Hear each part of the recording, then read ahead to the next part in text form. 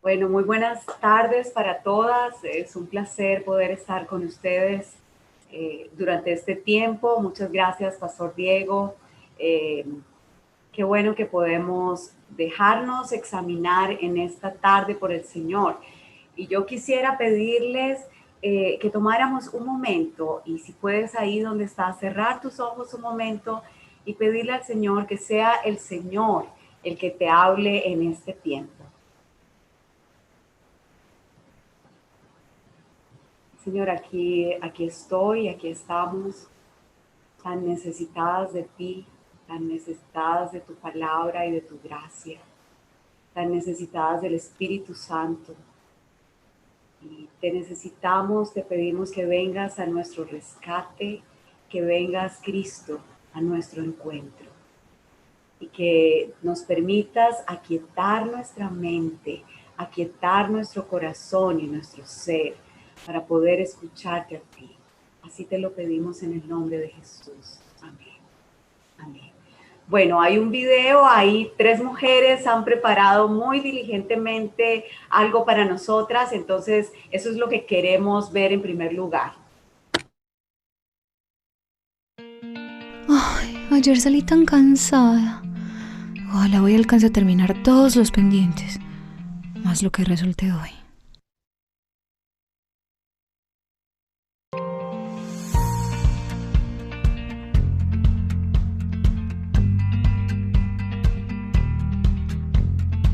Listo. Esto quedó enviado ayer. Falta citar a los nuevos proveedores. La reunión para hoy, que es a las 9 de la mañana. Tener la propuesta, enviar el portafolio. Citar la reunión de la próxima semana. Ok.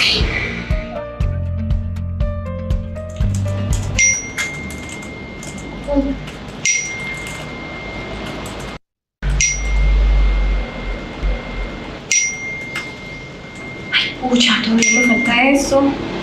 Todavía no he terminado de revisar los correos que están pendientes. Y la reunión. Ay, no, ay, no tenía un minuto libre. Ajá. Ok.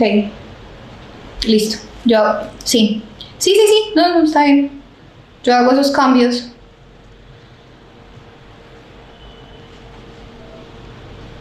5 en total. Bueno, dale, sí. Quedamos pendientes. Feliz día, que estés bien. Lo mismo, hasta luego. Estoy aquí porque tengo muchas deudas. Pero si pudiera salir corriendo a unas vacaciones, saldría ya mismo.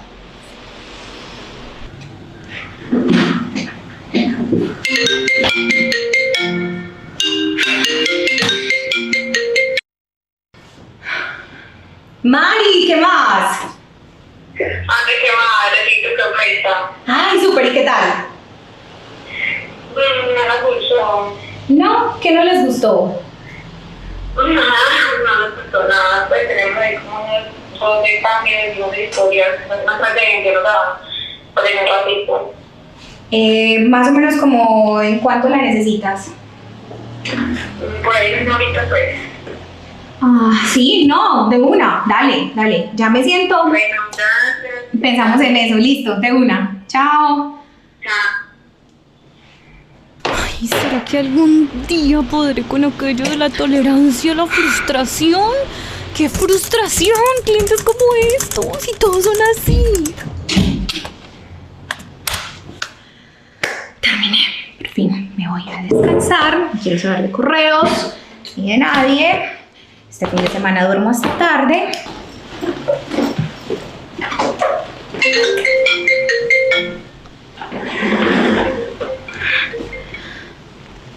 Jefe.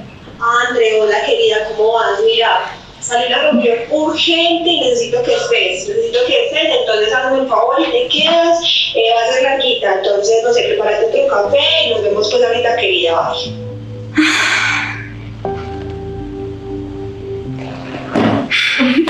Eso no puede ser cierto.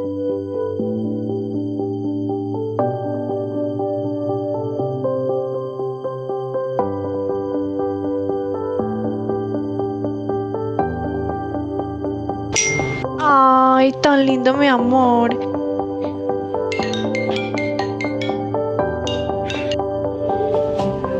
Ay, no. Ahora no me quiere contestar. ¿Será que se enojó conmigo? ¿Será que me va a dejar de hablar en todo el día?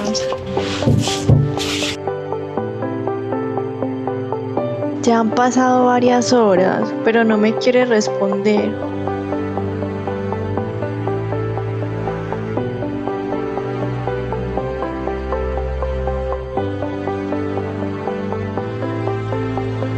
Hola amor, no te había respondido porque estaba en la clase de inglés. Por favor, escríbeme.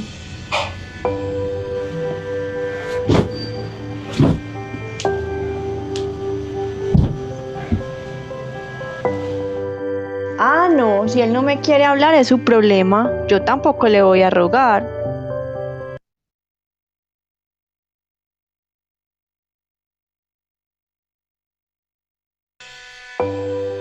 Ja, ¿qué tal?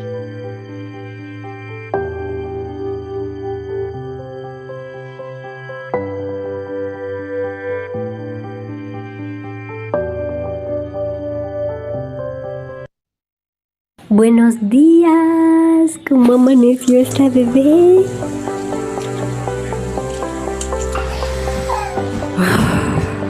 Otra vez limpiar. Ya perdí la cuenta de cuántas veces he hecho esta tarea.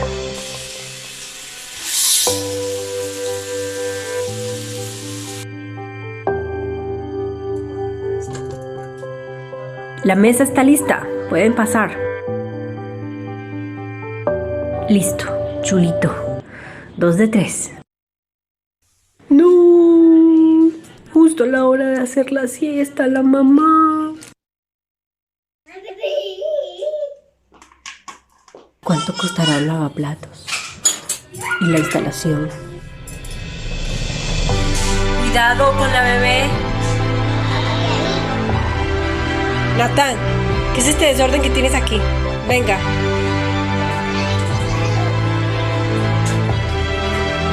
¿Qué es ese desorden? ¿Está arreglado? No. Quien no te conoce que te compre.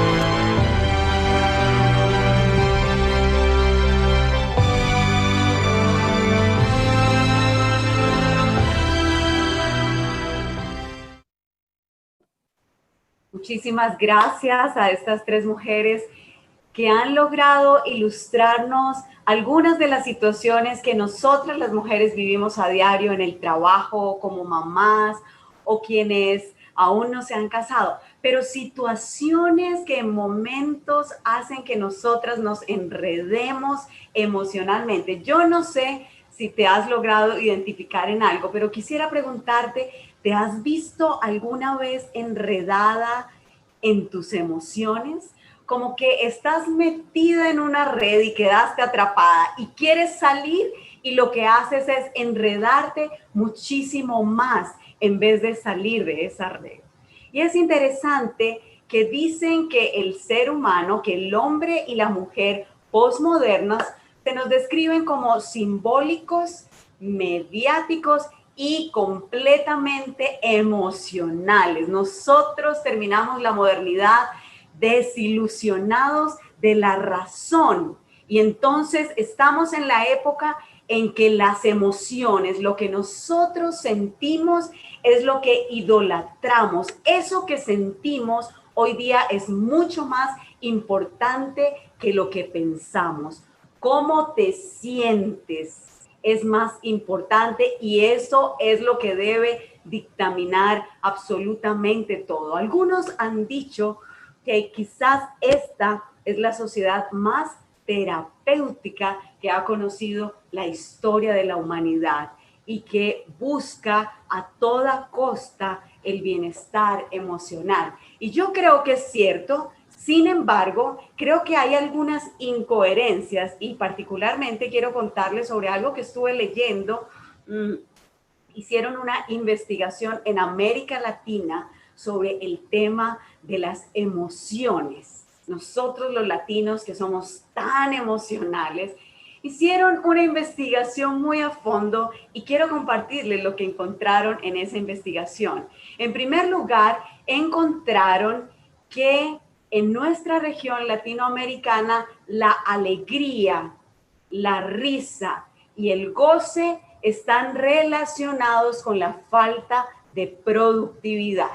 Como que si ves a alguien que se ríe mucho, que está a carcajadas, que está disfrutando la vida, lo que pensamos los latinos es, esta persona quizás no es tan productiva. La risa, lo que descubrieron en esta investigación es que no se puede expresar libremente. Entonces, si nosotros vemos a alguien que va por la calle o estamos en un restaurante y esa persona empieza a reírse a carcajadas, como que ya eso empieza a pasar de tono y la gente empieza a mirarlo como raro y hasta la persona podría pasar por mal educado. Eso pasa con la alegría en Latinoamérica. Eso descubrieron estos investigadores. Pero lo siguiente es con el llanto. Y lo que descubrieron es que en Latinoamérica no nos gusta que la gente llore. Y creo que de razón en esto. Si no, pregúntense qué es lo primero que nosotras hacemos cuando vemos, si tenemos hijos, a nuestros hijos llorar o cuando vemos a alguien llorar. Segunda emoción, llanto. No nos gusta que la gente llore, queremos calmar a la gente cuando llora y no sé si les ha pasado, pero alguna vez cuando nosotras mismas estamos llorando, lo primero que hacemos es pedir perdón.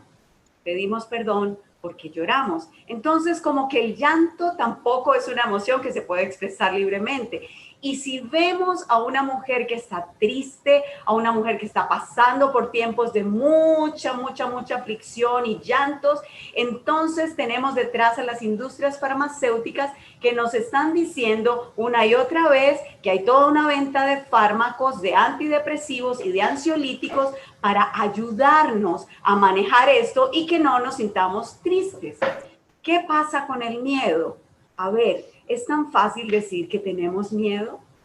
El miedo hoy día es una señal de debilidad. Entonces, noten cómo en Latinoamérica estas emociones como que no son muy bien vistas.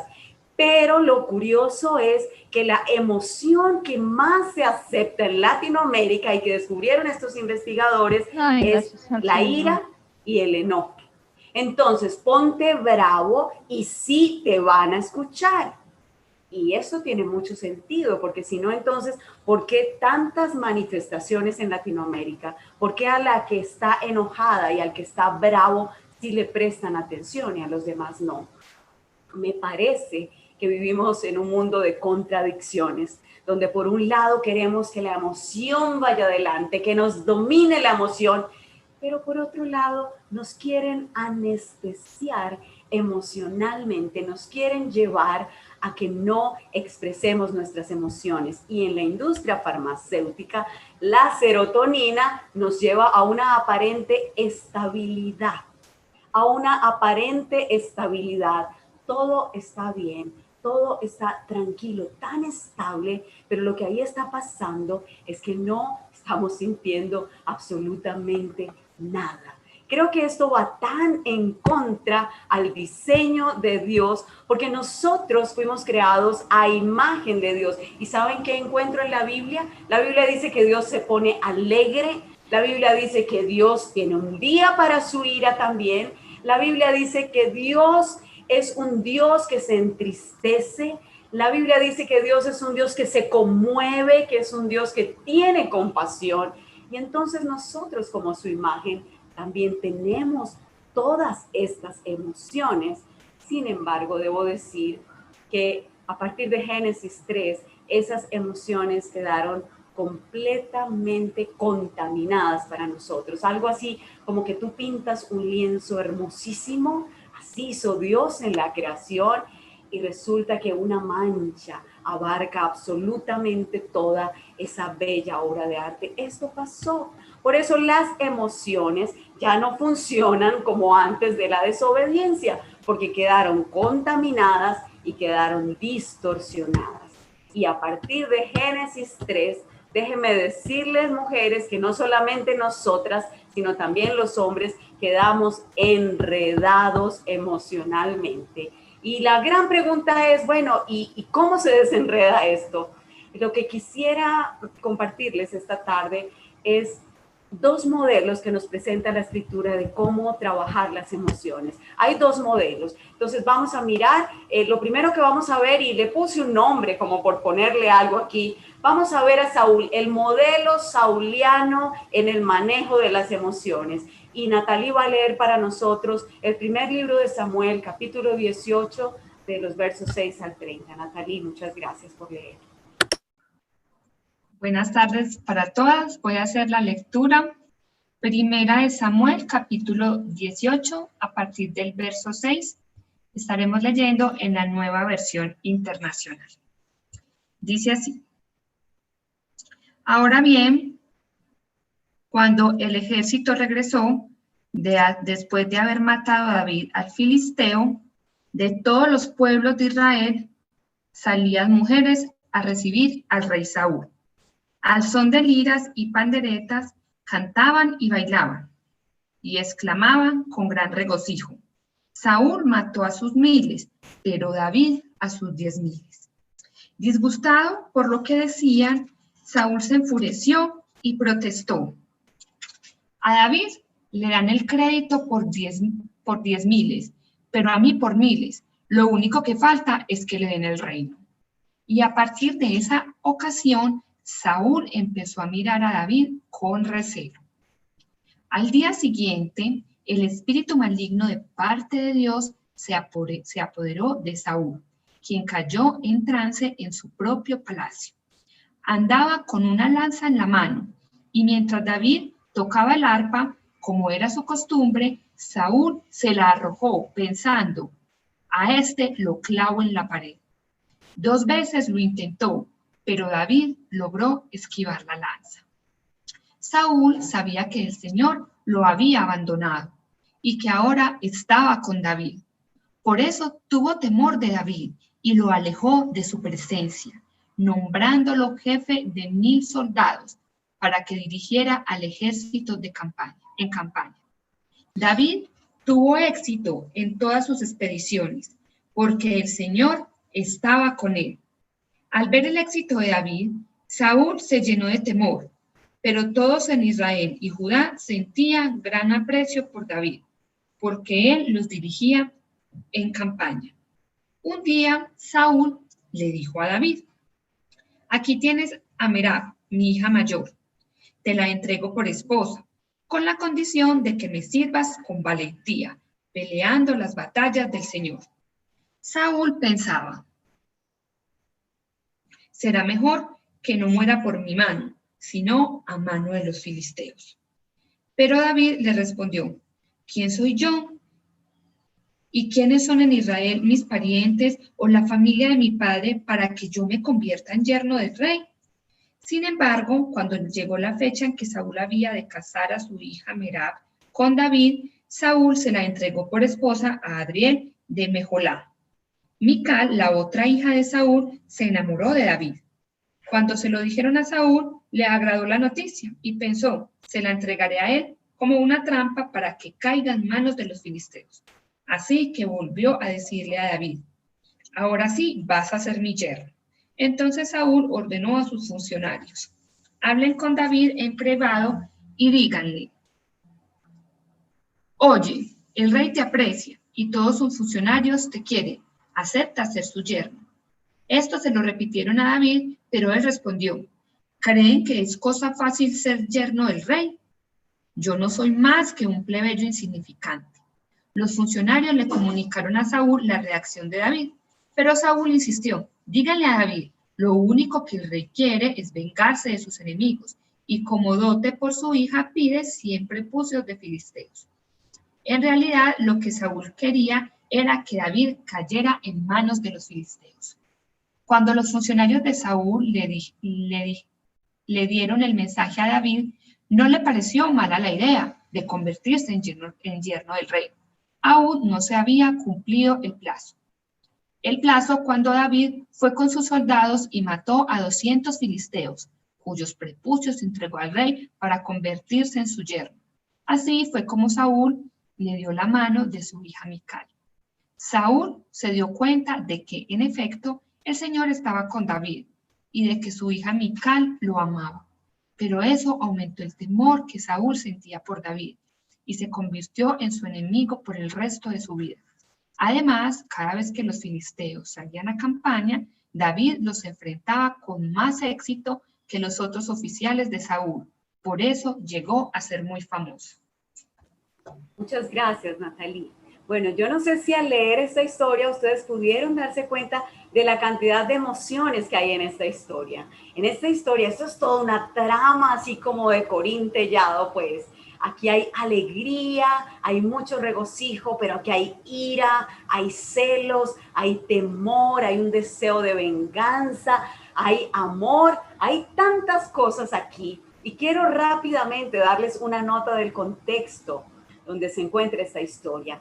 El pueblo de Israel, Saúl, rey de Israel, y el pueblo de Israel está teniendo que vivir bajo mucho miedo porque el gigante Goliat se burlaba de ellos todo el tiempo, de día y de noche, y todos estaban muy abrumados porque nadie podía vencer a este gigante. Y Dios decide usar a David, un pastorcillo, para traer la victoria al pueblo de Dios. Entonces, imagínense cómo está este pueblo. Este pueblo está emocionadísimo porque acaban de vencer y de derrotar a esos enemigos que tanto los humillaban. Y las mujeres, por supuesto, están felices cantando, pero el canto y ese contenido no le gustó mucho a Saúl, porque decía que Saúl había matado a miles, pero David era el héroe de esta historia y David había matado a 10,000. Entonces quiero que noten, hay una situación. Inmediatamente lo que este texto nos está diciendo es que Saúl se llena de enojo. Es decir, ante una situación viene una emoción. ¿Y cuál es la emoción? El enojo. Y quizás las traducciones que nosotros tenemos pierden de vista dos asuntos importantes. En el original, la palabra que aparece para enojo o enfurecido es que ardía de la ira y particularmente que se quemaba de la ira. Y lo que dice a continuación no es tanto como dice la Nueva Versión Internacional que David protestó, otras versiones dicen que David pensó, otras versiones dicen que David dijo. En el original aparece que David se habló a su corazón y lo que viene a continuación es lo que él se dijo, es decir, Saúl en medio de esta emoción de ira por una situación empezó a hablarse a sí mismo. Y noten que aquí encontramos algo que es muy particular, pero que la Biblia nos deja ver que pasa en el ser humano, y es que todos nosotros sostenemos un diálogo interno continuo. Me encanta Martin Lloyd-Jones y voy a desarrollar algunos pensamientos de él en esta charla. Él dice que la persona con la que tú más hablas no es con tu mejor amiga, no es con tu esposo, no es con tu mamá, ni siquiera es con tu jefe o con tus hijos. La persona con la que más hablas es contigo misma. Y yo no sé si a ti te pasa, yo debo confesarles con mucha vergüenza que yo dejo expresarme en mis gestos cuando estoy hablando sola. Y hablo muchas veces en voz alta y ya en mi casa me conocen y a mí me dice, mami, ¿qué estás hablando? ¿Con quién estás hablando? Estoy hablando conmigo. Y esto es lo que sucede aquí con Saúl. Quizás algunas ocultamos esas prácticas para no hacerlas reír de otros, pero eso pasa continuamente, nos estamos hablando. Ahora, ante una situación en la que salta una emoción, ¿qué es lo que se dice Saúl? Lo que se dice Saúl es muy importante para el desarrollo de esta trama bíblica. Saúl empieza a reafirmar, la gente me está comparando, estoy parafraseando, ¿ok? Y en esa comparación yo estoy saliendo mal librado. La gente está apreciando más a David, la gente lo prefiere a él, ya no me valora lo suficiente y como lo ama más a él, con ese amor podrían llevar a que le den el reino. ¿Ustedes se dan cuenta cómo es este modelo sauliano? Una situación, viene la emoción y aquí vino el alimento para el corazón de Saúl.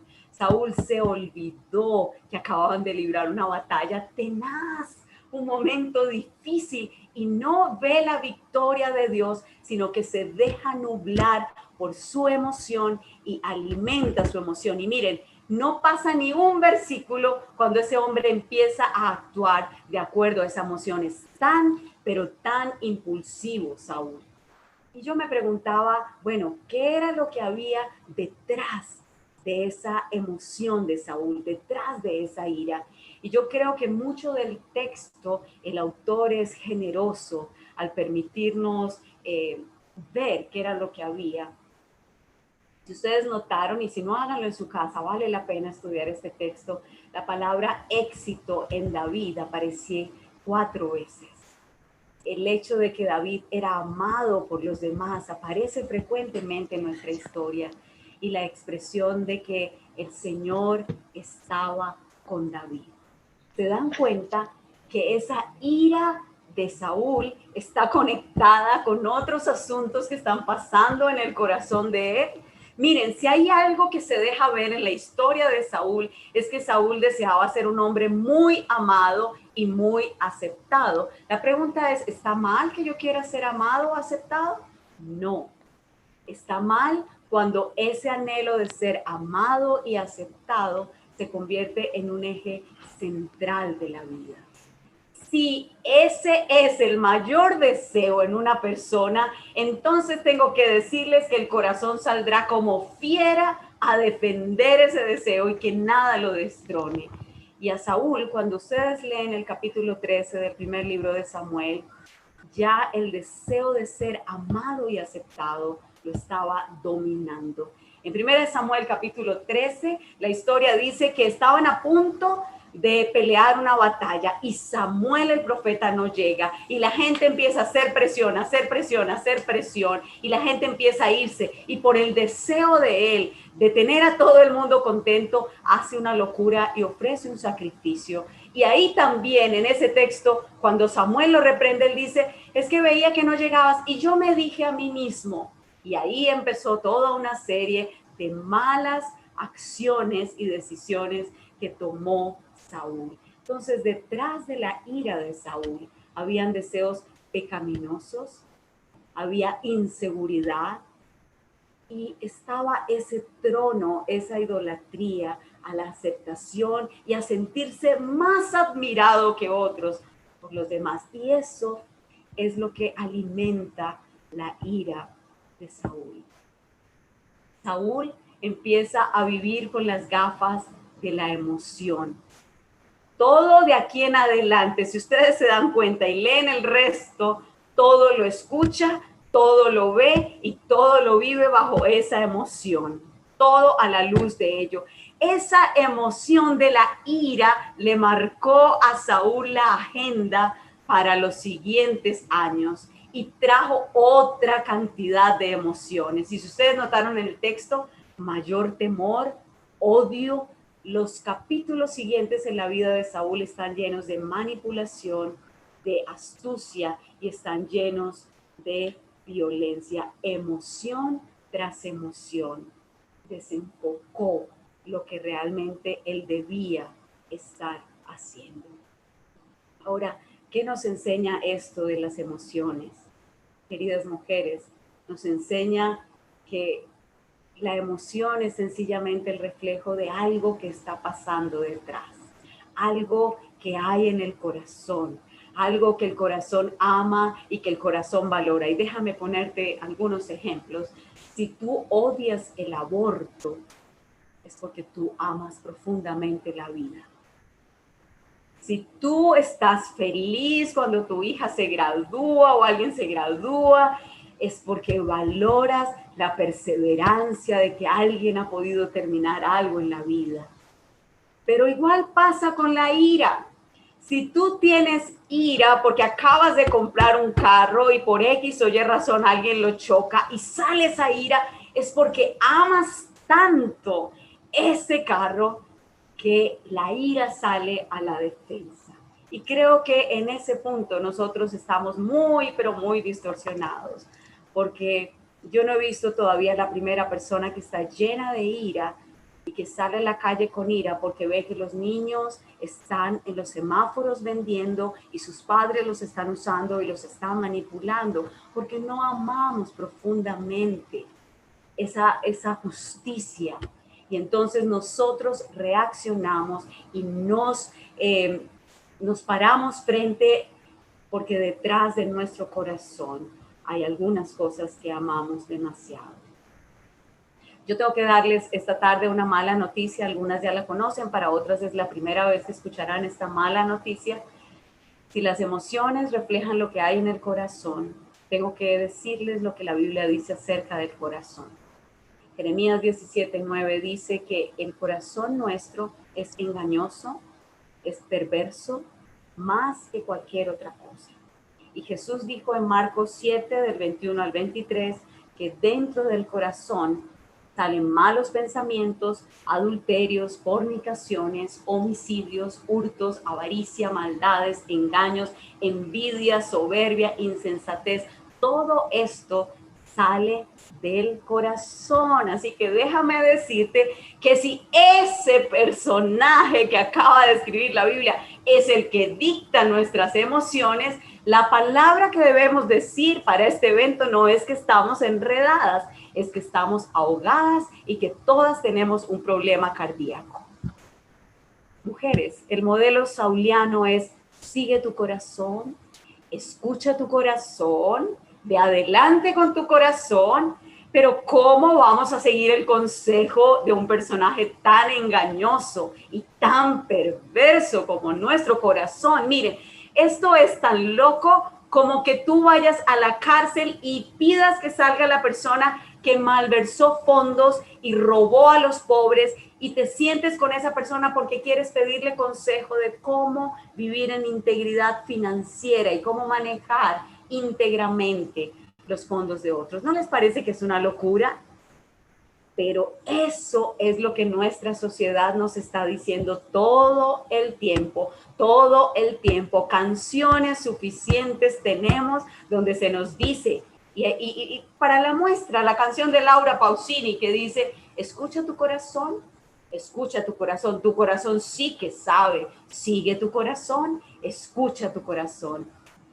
¿O qué tal la canción que nuestras hijas escuchan en una película tan linda como Mulan?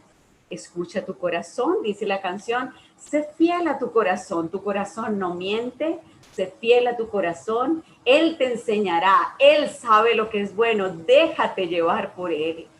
Creo que en el modelo sauliano la emoción es la reina, enrutó la vida y fue el eje central, y el corazón le dio razones a la mente para seguir verdades que no eran verdades, eran mentiras, y luego actuar conforme a todo ello.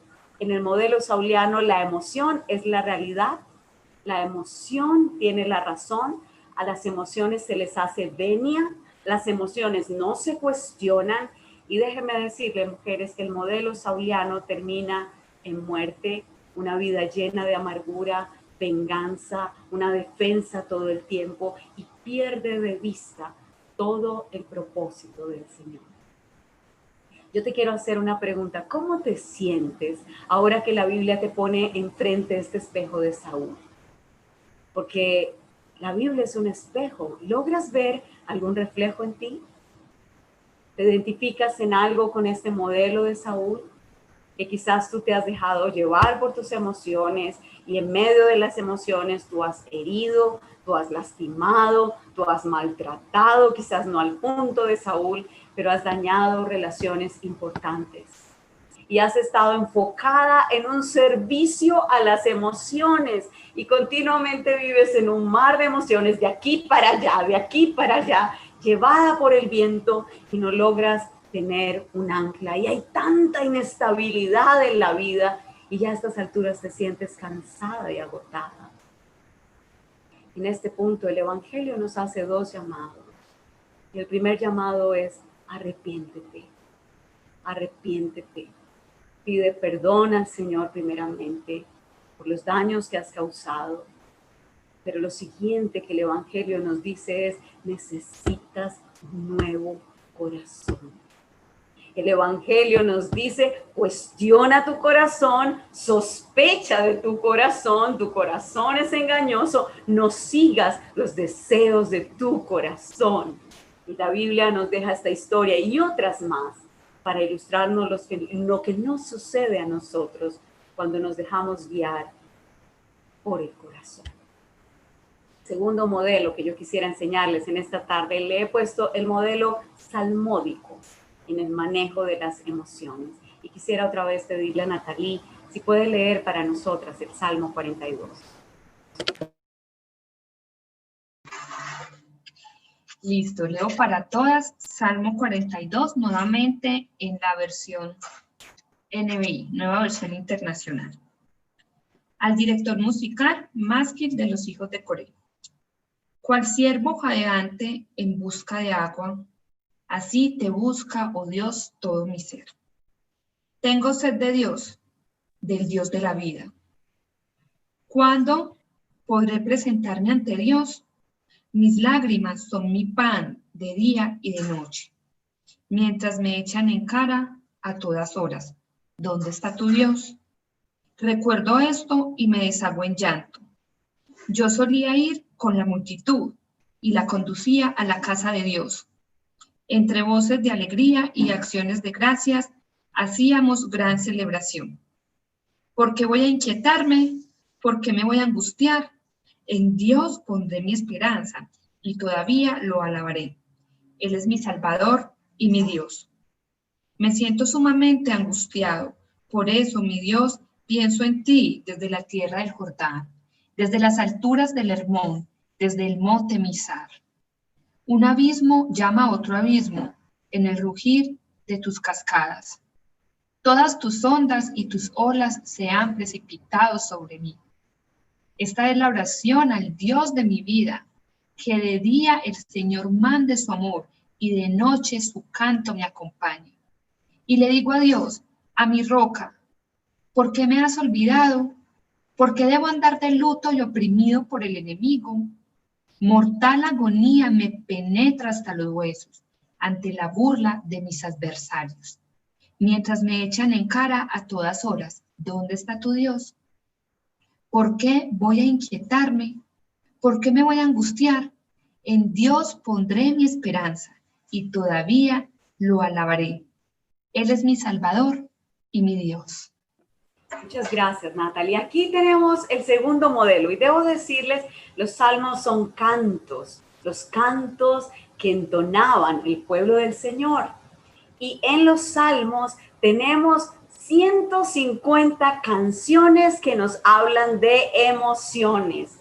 No hay una emoción que no aparezca en los salmos. Y Calvino solía decir sobre los salmos que eran la anatomía del alma. Y miren, yo alabo al Señor y adoro al Señor, que el Señor nos dejó un conjunto de cantos para guiar las emociones del pueblo de Dios. ¿Quieres saber más sobre las emociones? Quiero desafiarte a que estudies los salmos. Si quieres leer, sumérgete, vas a encontrar allí alegría, angustia, miedo, regocijo, desasosiego, irritabilidad, envidia, perturbación. Es fascinante. Y miren, este salmo es un salmo muy especial. Vamos a tomarlo para establecer un modelo de cómo trabajar las emociones. Pero algo que me gusta de entrada es que le doy gracias al Señor, porque veo a un hombre santo y piadoso que nos enseña que hay momentos en que el gozo y la fe entran en conflicto, que hay momentos en que la esperanza se nubla y que hay una lucha interna de la que habla Pablo en Romanos, donde este viejo corazón, y para quienes hemos creído en Cristo y tenemos un nuevo corazón, esto entra en una pugna y que no estamos exentos de vivir estos tiempos. ¿Cuál es la situación externa del salmista? Por lo que nos dice en el Salmo, está viviendo un tiempo de opresión, está en un ambiente hostil, está recibiendo burlas e insultos, está lejos del templo, los adversarios se burlan de él, le echan en cara dónde está Dios, está en una situación totalmente opuesta a la de Saúl y se siente solo. Y en ese momento, en medio de esa situación, llega la emoción. ¿Se dan cuenta? Todo lo que el salmista describe de lo que está sintiendo, tiene una tristeza profunda, llora todo el tiempo, no duerme, no come, está turbado, se siente seco, se siente abandonado por Dios. Es tan poético y hay varias metáforas que usa el salmista. Una de ellas, todas tus ondas y tus olas han pasado sobre mí. Siente que está viviendo un maremoto emocional y que está asfixiado y como que todo le cayó encima. ¿Saben una cosa que me encanta de este modelo? Es que el salmista no tiene problema en mencionar y decir cómo se siente. Toma tiempo para escribir cómo se está sintiendo y lo que esas emociones le están causando. Él dice, me siento sumamente angustiado, mortal agonía me penetra en los huesos, ya no como, mojo mi cama con lágrimas. Esa es mi comida, las lágrimas.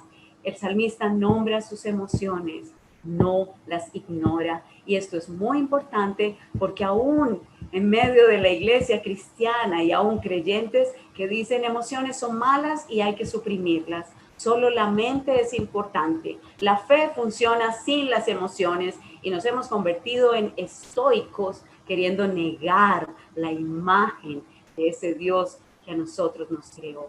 Miren, el salmista saca tiempo para reflexionar cómo está.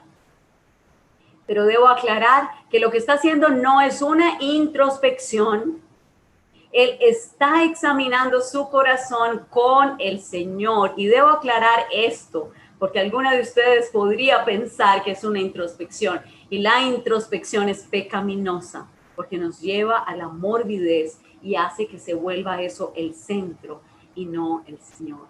Pero lo segundo que me llama la atención es que en medio de su situación emocional, él no quiere estar con absolutamente nadie, él quiere estar con el Señor. Estaba viendo a Liana cómo hacía el gesto de la expresión del ciervo que jadea por las aguas. Es que este hombre está desesperado por estar en ese momento en que está viviendo este maremoto emocional con el Señor. Extraña al Señor, está triste, sabe que solo podrá pasar este momento si está con el Señor. Y miren, otra cosa, en tercer lugar, el salmista empieza a hablarse a sí mismo. ¿Se dieron cuenta? Hay un diálogo interno. Me encanta lo que hace el salmista. El salmista empieza a cuestionar sus emociones. Y se hace preguntas, ¿por qué voy a angustiarme? ¿Por qué voy a inquietarme? Y esa pregunta del por qué quiere ir a cuál es la razón o la causa de su emoción. Miren, el salmista no sencillamente dice que actúa de inmediato, no, él quiere conocer lo que está pensando ese corazón, se cuestiona. Y hay dos historias más en la Biblia que me llaman la atención, dos hombres llenos de ira. Y Dios en su gracia viene y el primero de ellos es Caín y le pregunta Dios a Caín, Caín, ¿y por qué estás tan enojado? Caín, ¿por qué estás tan cabizbajo? Y Caín no responde nada, sino que acto seguido mata a su hermano Abel. Lo mismo le pasó a Jonás, furiosísimo está Jonás. Y Dios tiene la gracia y le pregunta, ¿tienes razón, Jonás, en estar tan enojado? ¿Cuál es la causa de este enojo? Y creo que Jonás tuvo la gracia de hablar con el Señor de los motivos de su ira. Queridas mujeres, cuánto bien nos hace preguntarnos en medio de nuestros maremotos emocionales, ¿por qué estoy tan triste? ¿Por qué tengo tanto enojo? ¿Por qué me siento tan irritable? E ir con el Señor y permitirle a Él que nos muestre lo que hay en el corazón. Esas razones que hay detrás, que a veces son mentiras de nuestro corazón, son pensamientos pecaminosos que no son la verdad de Dios en la Escritura y que nos llevarán en muchos momentos o a la consolación o al arrepentimiento. Otro asunto que me llama la atención es que el salmista se hace cargo de él mismo. Fíjense que él no está centrado en la batalla contra otros. Él sabe que tiene que hacerse cargo de él mismo. No está diciendo, es que me siento triste. No, esos burlones son los que me hacen sentir triste. Porque yo no sé si has escuchado esa expresión, yo la escucho muy a menudo. Es que tú me haces enojar, es que tú haces que yo pierda la compostura. No, el salmista está diciendo, miren, el asunto es mío. Yo soy el del problema, yo lo tengo adentro. Esta es otra parte que me llama la atención del salmista. En quinto lugar, el salmista recuerda, trae a la memoria la fe, trae a la memoria quién es su Dios. No permite que sea ese corazón perverso el que le hable, sino que Él se adelanta y le habla el corazón de la fe que ha conocido. Y aquí vemos que el lugar de la mente es supremamente importante y el salmista nos muestra la necesidad de traer a nuestro pensamiento y centrar nuestro pensamiento en las verdades del Señor. Pienso en ti, Dios, desde Hermón hasta el monte de Mizar. Dios es el Dios de su vida, Él es roca, Él es salvación, Él es Dios de toda misericordia, Él es el Dios que trae un canto, que está con Él y que lo acompaña. Centra su pensamiento en el carácter de su Dios. Hay una ganancia tan preciosa de poder vivir cada emoción en la presencia del Señor, de rogarle a Él que nos enseñe a cuestionarnos. Y yo les pregunto, ¿qué de todo lo que has escuchado en este modelo salmódico te cuesta tanto? Y podrías decir, yo no busco al Señor, yo no empiezo con el Señor, sino conmigo, lo cual ya vimos que es muy peligroso. Yo no cuestiono mis emociones, yo no les pregunto el por qué, yo actúo de inmediato, estilo modelo sauliano. No me hablo a mí misma y traigo a la fe las verdades de la fe al corazón, sino que dejo que el corazón me hable. No saco tiempo para el Señor, no centro mi mente en la verdad del carácter de Dios. Si bien ese modelo del salmista es un modelo que necesitamos seguir, yo quiero mencionarles rápidamente cuáles son algunos enemigos de este modelo. Y el primer enemigo es el Dios productividad, que en este tiempo nos dice somos máquinas y necesitamos producir. Y no tenemos tiempo para parar. Parar para reflexionar es perder el tiempo. Y nos olvidamos que el Señor claramente nos dijo, 6 días trabajarás, 1 vas a descansar y ese día vas a reflexionar y ese día vas a recordar a tu Dios. Y nosotras vivimos una loca carrera, todo el tiempo ocupadas, con los hijos, con la casa, con el estudio, con los amigos y no hay tiempo para reflexionar. Pero aminorar el ritmo de vida, para enfocarnos en nuestra relación con el Señor y pedirle que nos examine, será una bendición para nuestra vida y para todos los que están alrededor de nosotras. El segundo enemigo de este modelo es la poca palabra del Señor que atesoramos en nuestro corazón y el evangelio tan superficial que estamos escuchando en este tiempo. Y necesitamos volver a la palabra y llenar y saciar nuestra alma y memorizar los textos bíblicos. El tercer enemigo de este modelo es nuestra rebelión en nuestro diseño como mujeres. Esta sociedad cada vez quiere eliminar mucho más el tema del género.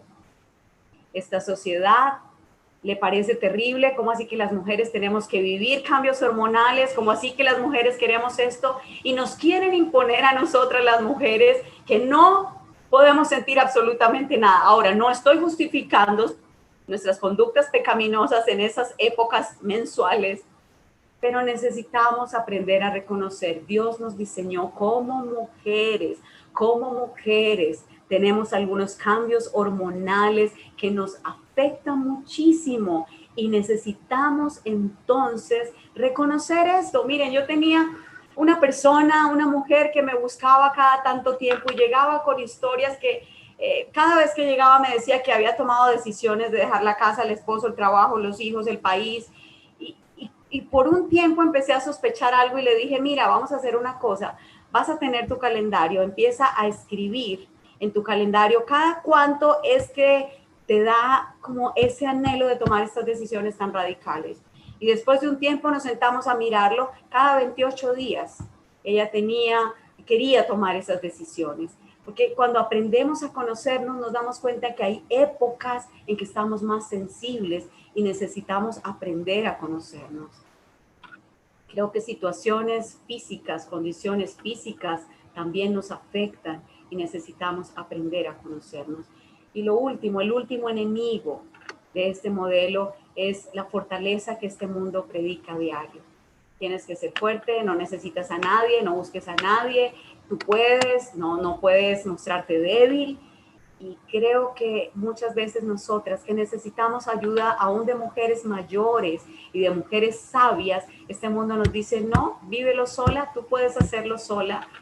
Y caemos muchas veces en las redes de nuestras emociones porque no tenemos a otros tampoco y no podemos abrir y expresarles a otros lo que sentimos en el corazón.